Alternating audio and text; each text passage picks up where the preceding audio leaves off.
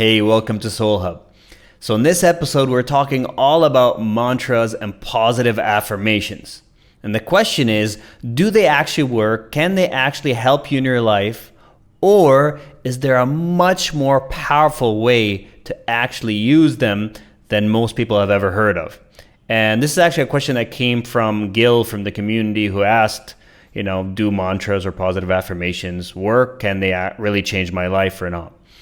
And so, the first answer I'll give is that they can have a bit of a benefit, basically, and the way they're typically taught to be used. And I'll just tell you, the way they're typically taught to be used is, let's just say that you have, an issue with your finances, and you find yourself struggling, and so you might create a mantra or a positive affirmation that says, I am financially abundant and free, or something of that nature. And the idea is that you just keep repeating that as much as you can. You might, put in sticky notes everywhere or write it on your bathroom mirror, and you keep seeing that.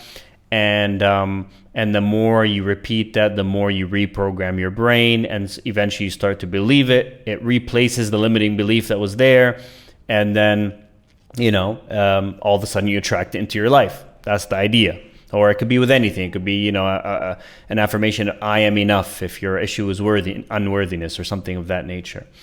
And so that's the way that pretty much everyone teaches positive affirmations and mantras. They have some benefit. They are definitely better than negative statements, for sure. But what I've discovered in my own journey is there's a much more powerful way to use them. And in fact, there's two very different, much more powerful ways to use them. For me, they spontaneously arose, each of these. I didn't really learn them anywhere per se. I think I was inspired by various different things, but suddenly something arose in me to use them in a very different way, and it's been extremely helpful.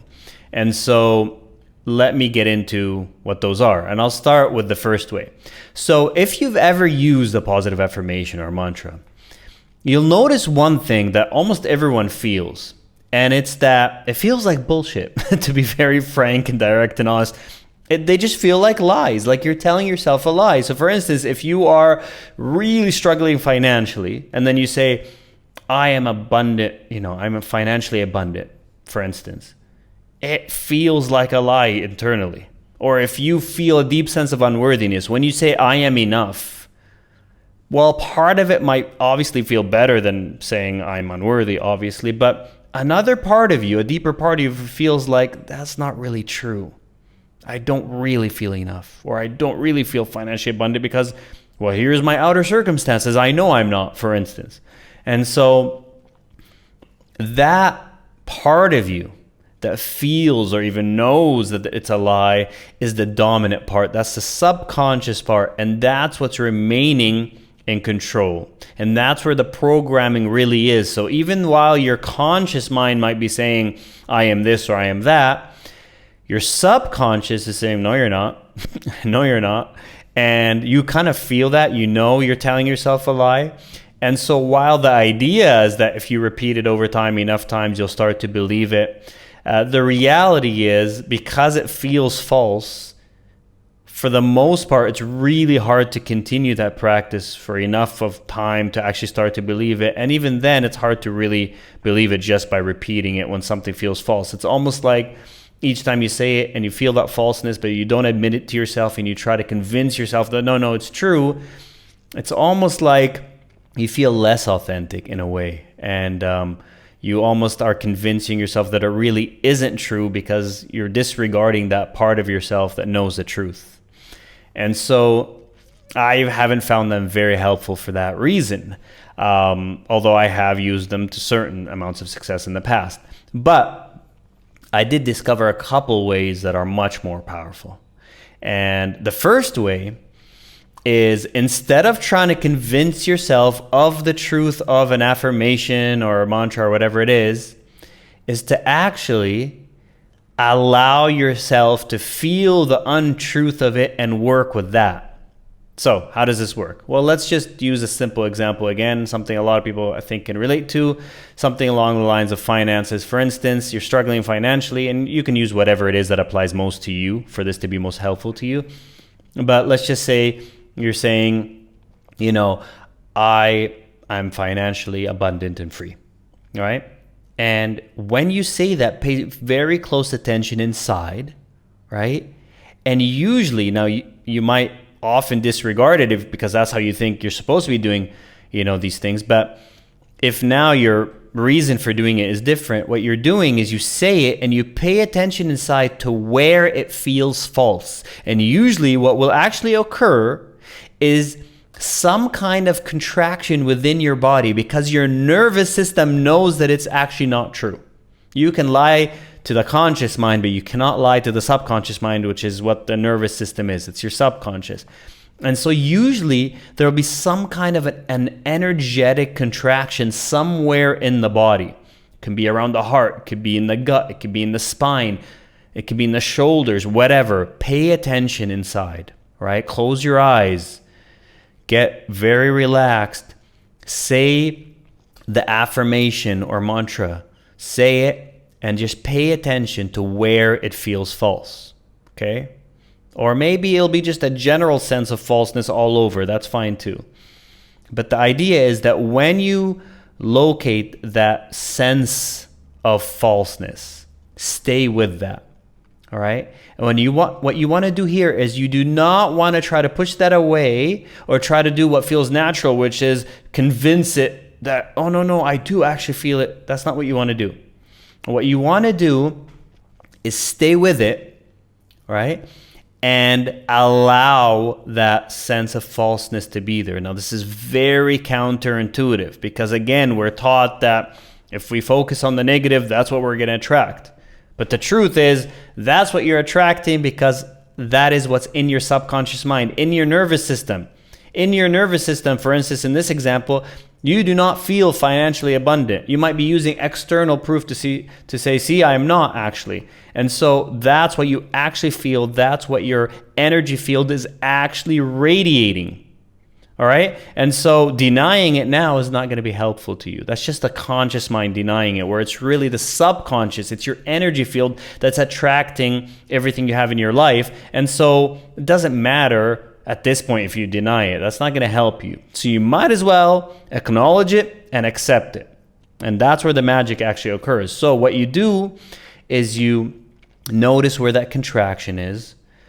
And don't try to analyze it. Don't try to change it. Just hold it in a spacious awareness that is loving, a loving awareness. Just be with it, right? So that part of you that says, no, it could be a verbal thing. It could be just a contraction somewhere, let's say in your gut or your heart or your spine, wherever. Be with that and just allow it to be there and just hold space for it with compassion. Like, I usually like to give an example, like a loving parent with a child that's scared, and just be with it. All right? Hold it there.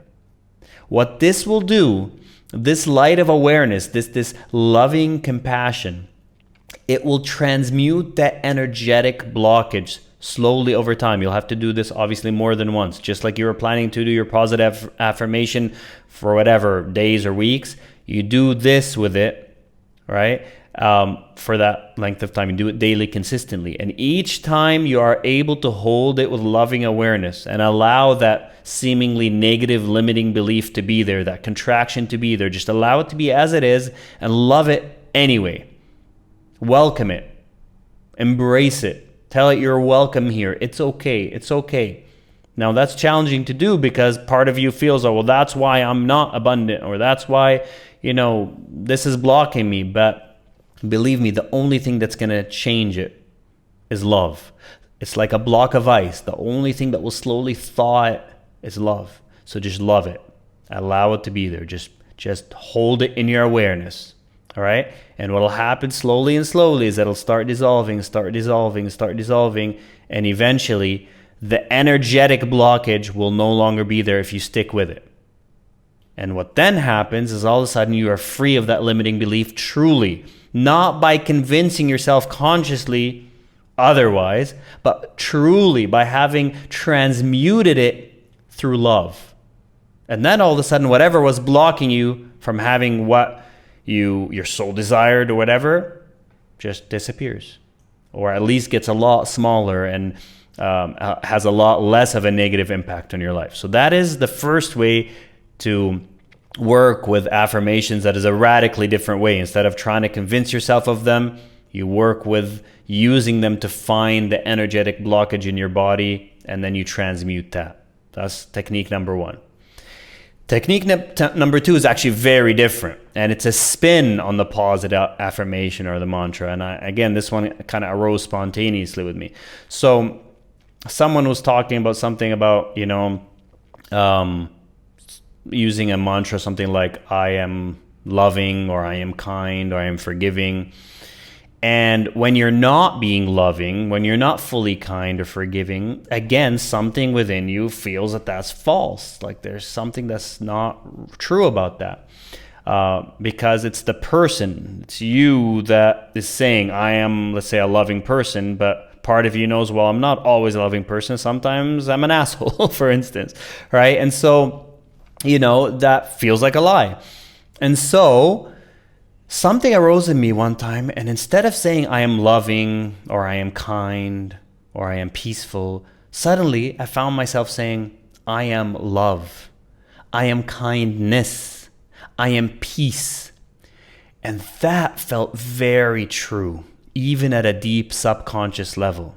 All right. So what I was doing there, the reason why it felt true is because I was shifting my identity from person to consciousness. See, a person can't be peace. A person can't be kindness. A person is kind or peaceful. So when you say I am peace, or I am kindness, or I am love, or I am freedom instead of I am free, or I am abundance instead of I am abundant, right? When you're saying those things, what you're really doing is bypassing the subconscious block on a personal level. And you're going straight into the bigger awareness that you are, right? Because a person can't be abundance. A person can be abundant. But consciousness can be abundance. Consciousness is abundance. It is peace. It is joy. And so that's why when you say it in that way, it doesn't feel false. At least if you identify with it on that larger level, it doesn't feel false. So I could be being, let's say, cruel, right? But I could say I am kindness, and a part of me will know that that's true.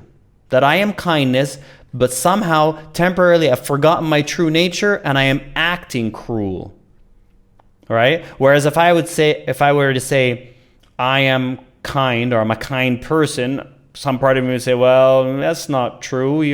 A lot of times you're not a kind person, right? And it would not be something that could have this alignment within my being that could snap me into a higher state of consciousness.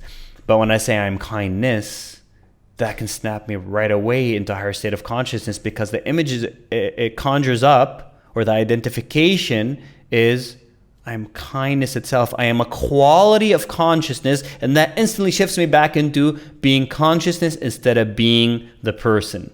And so that is a very powerful use of mantras and positive affirmations. It's not so much to convince yourself or to reprogram yourself of being something. It's just to shift identification. It shifts you out of one mind pattern into a state of being very quickly. It can do it very, very quickly. If you just walk around in the day and you're repeating, I am peace, I am love, it's hard not to start feeling that you are this spacious awareness of peace and love. This is formless consciousness whose quality is peace and love. It can snap you into that. And that's the beauty of that. That's a very different use for it. All right. So I hope you also enjoy that technique. And there you have two very different techniques, both of which are, in my experience, much more powerful ways to use mantras and affirmations than the typical way they're usually taught. Try them, please. Do them consistently for a few days at least. And then let me know, write in the comments even afterwards here, let me know what you thought of them. Let me know how they worked for you. And let me know if you're going to try them all together. And as always, thank you for the question. And if you have any questions, please email them to support@soulhub.com. Thank you so much.